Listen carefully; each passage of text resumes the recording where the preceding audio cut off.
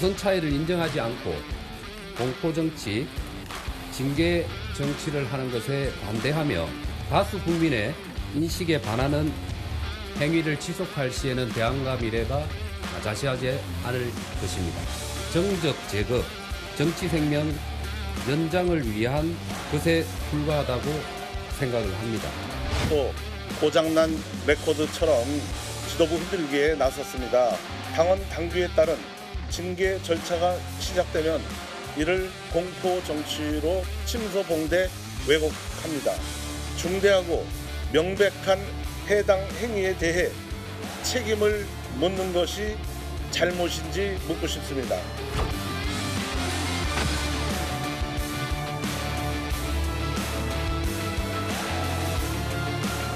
본인에게 반대하는 사람을 징계하는 게 아니고 오히려 그 사람들과 1대1로 만나가지고 설득하는 게 당대표의 역할인 거죠. 그것이 당내 분란도 있을 수 있고 그런 것을 종합적으로 검토를 해서 결정하면 좋지 않을까 생각을 합니다. 징계 수위가 중진들까지 포함된 징계가 된다면 지도부에 대한 공개는 오히려 시간을 좀 단축시키지 않을까.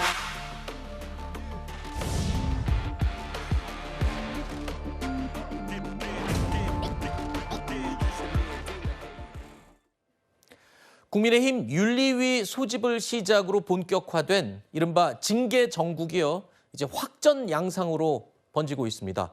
징계 요청서가 접수된 60건의 이 내용 가운데 조경태 의원도 포함이 됐죠. 이 조경태 의원이 본격적으로 반격에 나섰습니다. 장동혁 대표를 직접 윤리위에 제소하겠다고 예고를 한 겁니다. 객관적인 데이터를 놓고 여러분은 이번 지선 결과를 어떻게 평가하십니까? 당 지지율이 내려갈 때는 장동혁의 책임이고 올라갈 때는 장동혁과 관계없는 것이라고 계속해서 말씀해 오셨기 때문에 정작 그 심각한 해당 행위자는 국민과 당원에게 거짓말을 한 장동혁 대표 당사자이지요. 본인이 6.3 지방선거에서 패배하게 되면은 물러나겠다라고 한 약속을 지켜내야 되지요. 당대표의 수명을 연장시키려고 하는 그런 꼼수 정치, 과연 국민들이 용납하겠습니까? 심각한 해당 행위자에게는 영구 복당 금지시켜야 한다라고 주장했던 장 대표 등을 향해서 조경태 의원이 들으신 것처럼 주장을 한 겁니다. 진짜 해당 행위자는 장 대표 아니냐. 잠시 후에 이제 기자회견을 열 예정인데요. 장동혁 대표를 윤리위에 제소하겠다. 이 징계 검토를 해달라고 신청을 접수하겠다라는 거예요.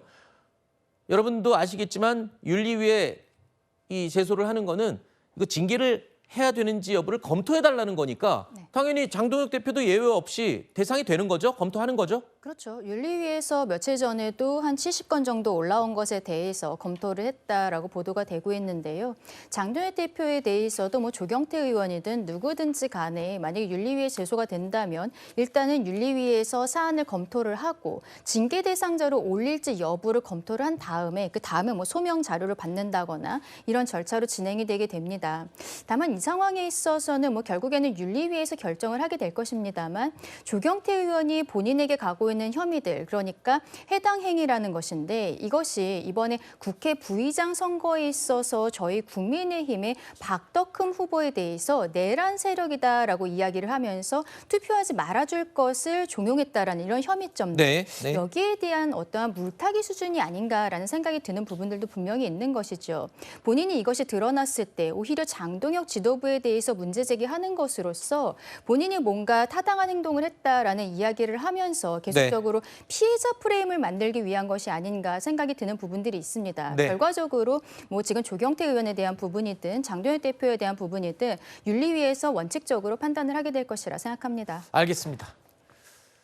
자, 이른바 국민의힘의 이 징계 정국, 장동혁 대표가 당의 기강을 확립하기 위해서 이 선언을 한 것이나 다름이 없죠. 그런데 지금 흐름은요, 서로 징계 요청서를 주고받는 그야말로 징계 정국으로 흘러가고 있습니다. 징계 대상자로 거론된 의원들 가운데 이 문제 제기를 하는 의원들도 속속 등장하고 있는데요.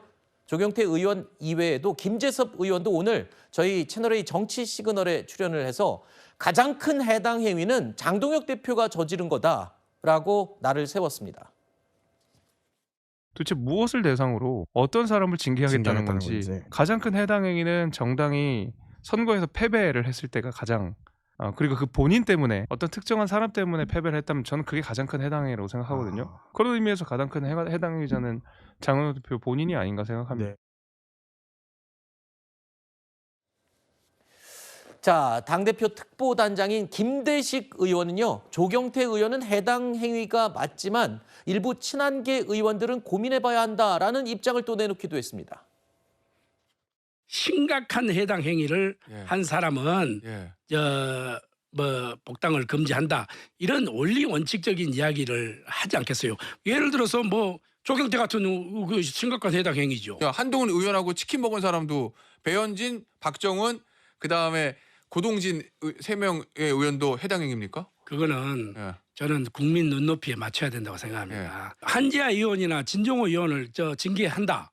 그럼 무슨 뭐 사회적인 임팩트가 있어요. 통 크게 넘어가야 된다 이거야.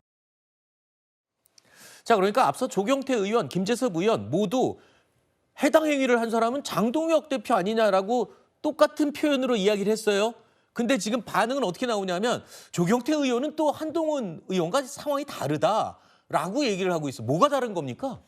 근데 이제 전반적으로 생각하면은 이 중차대한 시기에 국민의힘이 지금 징계 문제를 가지고 지금 떠들썩하게 만든 것 자체는 장동혁 지도부가 정말 잘못하고 있는 겁니다. 이게 징계 이슈가 그냥 블랙홀이 돼버리고 있잖아요. 뭐 말 그대로 뭐 민주당 폭주에 대해서 대항해서 싸우자 본인이 이야기해놓고 지금 징계 이슈 가지고 이렇게 정치를 하면 하수의 정치죠. 그리고 제가 볼 때는 그 과거에도 그랬습니다. 그 당에 있다가 무소속 후보로 이제 출마하게 되는 사람들이 있었어요. 왕왕. 그런 경우에 인간적으로 만나서 뭐 밥을 먹는다든지 술을 마신다든지 충분히 있을 수 있죠. 그걸 가지고 징계를 한다 그러면은 그 정치를 어떻게 합니까? 사람이 하는 게 정치인데. 조경태 의원 같은 경우에는 이제 여러 가지 좀 이론들이 있는 것 같아요. 근데 그것도 제가 볼 때는 조경태 의원의 그런 행위 이것만 보면은 안 되는 거예요. 당 지도부는 정치 아닙니까? 그리고 국회 부의장 선거 이미 끝나지 않았습니까? 이런 상황에서 지난번에 있었던 사안을 가지고 이걸 또 징계하고 넘어간다. 이거는 6.3 지방선거에서 보여준 민심하고는 거꾸로 가는 거죠. 6.3 지방선거 14대 2로 졌습니다.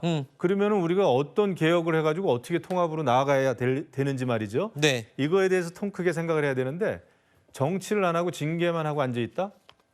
이건 저는 거꾸로 가는 정치다 생각합니다. 알겠습니다. 정치는 정치로 풀어야죠. 근데 풀지 못하고 서로 징계 요청서를 주고받는 그런 답답한 상황이 국민의힘 내부에서 벌어지고 있는 겁니다. 이렇게 당내에서 확전되고 있는 징계 전국 논란을 바라보는 당내 투톱이죠. 정점식 원내대표는요. 오늘 이런 입장을 내놨습니다. 징계는 있을 수 있다라고 생각합니다. 다만 우리 국민들이나 당원들이나 그리고 우리 의원들이 굉장히 대다수가 공감할 수 있는 많은 사람들이 공감할 수 있는 정도의 징계가 이루어져야 된다라고 생각을 하고 어제 뭐 윤리위에서는 어떤 결론을 내린 것이 아니라 전체적으로 어떤 사건이 있는지를 한번 들여다봤다고 합니다. 계파가 다르다고 해서 악수조차도 하지 않는 대화조차도 하지 않는 이 당내 현실을 하루빨리 타파를 해야 됩니다. 당을 대표하는 장동혁 대표가 이렇게 징계 정국의 한가운데 지금 서 있습니다. 그렇다면 당내 투톱이라고 있는 원내대표, 정정식 원내대표, 의원들을 대표하는 이 원내대표가 뭔가 좀 중심을 잡아줘야 되는 게 아닌가 이런 상황인데 지금 이 시점에 장동혁 대표는 오늘 인천을 오후에 방문을 합니다. 한마디로 지금 당내 문제가 장외 투쟁으로 번지는 게 아니냐 이런 우려가 나오고 있습니다. 장동혁 대표가 밖으로 이제 뛰쳐나간 이유 어떻게 보십니까? 그러니까 장외로 가서 지지층을 계속 결집하려고 하는 시도를 보이고 있다 이렇게 보여지고요. 정점식 원내대표는 아마 애가 다를 겁니다. 지금 당이 이럴 때가 아닌데 도대체 뭐 하고 있는 거지? 그래서 나름대로는 애써 균형을 좀 찾으려고 하는 것 같은데 이 징계를요 안 할 수도 없고 할 수도 없고 지금 이런 상황이잖아요. 네. 근데 만약에 한다면 장동혁 대표는 결단을 내릴 필요가 있죠. 어떤 결단이냐? 이미 서울시당에서 슈퍼당원이라고 하는 고성국 당원에 대해서 징계 청원이 이미 징계 청원도 아니죠. 서울시당에서 이미 징계가 됐습니다. 탈당 권고를 내렸어요. 그거는 지방선거 이전인 문제였습니다. 네. 근데 윤리위에서 이제부터 지금 다루는 거는 지금 선거 과정에서 있었던 것만 다룬다라고 하니까 상대편, 그러니까 본인을 반대하는 상대방만 징계하려고 하는 의도가 그냥 투명하게 보여지는 거잖아요. 네. 그럼 국민적 공감도 얻기가 어려울 뿐더러 당원들도 공감하기가 어려울 겁니다. 더더군다나 고성국 당원은 당원 당규, 그다음에 헌법, 훼손 이러한 내용들이 들어가 있기 때문에 본인이 이걸 결단하지 않으면 10일 이내에 탈당하지 않으면 사실상 출당이 되는 강력한 징계를 받았단 말이에요. 근데 네. 그거는 멈춰놓고 지금 반대편만 한다고 하니까 그런 부분에서 정점식 원내대표가 균형을 잡으려고 하는 게 아니냐라는 생각이 들고 그런데 이 일정 부분 물러나라고 하는 요구가 수그러들지 않으니까 장동혁 대표 역시도 당내에 머물기보다는 당 외로 나가서 네. 자기 지지층을 계속 모으지 않으면 자기 지위를 지키기 어렵겠다라는 생각 속에서 저렇게 하는 것 같습니다. 알겠습니다.